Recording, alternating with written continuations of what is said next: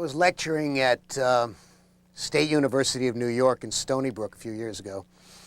And one night late, they asked me if I would do a session at midnight. I'd been lecturing all day and having a good time in the classes. And I said, sure. I said, but anybody who comes out at midnight to hear me has got to be a damn fool. There must be better things to do at midnight. I said, but if a couple of people come, it'll be all right. As Freud said, put two people together, I'll teach a class.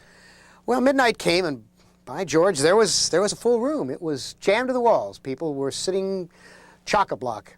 And I started talking, and I began reminiscing and ruminating and talking about this, that, and the other thing. And one of the things I said was, I'm going along, and I said, blah, blah, blah, something or other about Dachau. And I went on a little longer, and a young woman raised her hand in this crowd.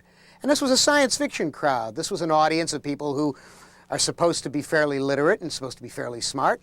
And she said to me, and this was a young woman, maybe 21 years old, 21, and she said, you named someone a few minutes ago. I didn't recognize that name. Who was that? And I said, a name? Which name do you mean? I mentioned a lot of names. She said, well, somebody like Dachau. And I said, Dachau? Do you mean Dachau? That's the name you didn't recognize? And she said, yes. Well, there was a gasp from the maybe 200 people sitting there. Now, to their credit, at least half of them understood. The other half were totally bewildered.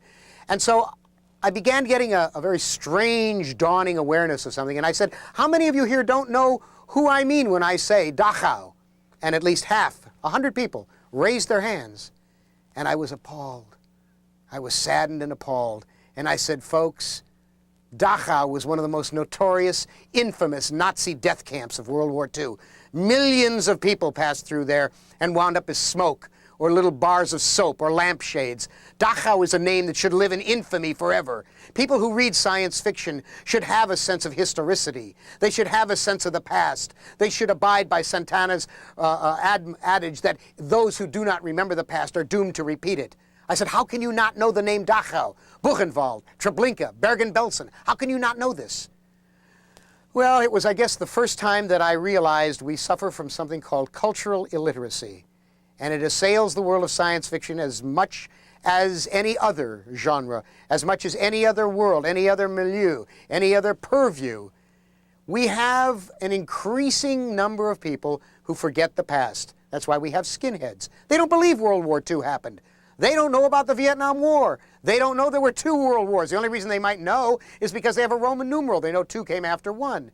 And to them, the war in Vietnam is as distant as the Wars of the Roses. This is deadly for the field of science fiction, and deadly for writers. Because if writers cannot use the reference that they need to make a point, then they are going to have to write down to the audience, and the audience becomes culturally more illiterate, steadily and steadily. We have a great many writers who write television now who are base all of their knowledge on sitcoms. They don't read books anymore. New York editors who have no history of what has gone before in the field, and they sell you mediocre writers month after month, instead of reprinting Kuttner and Simak and Lee Brackett and Ward Moore and Alfred Bester. And I tell you truly, those who forget the past are doomed to repeat it.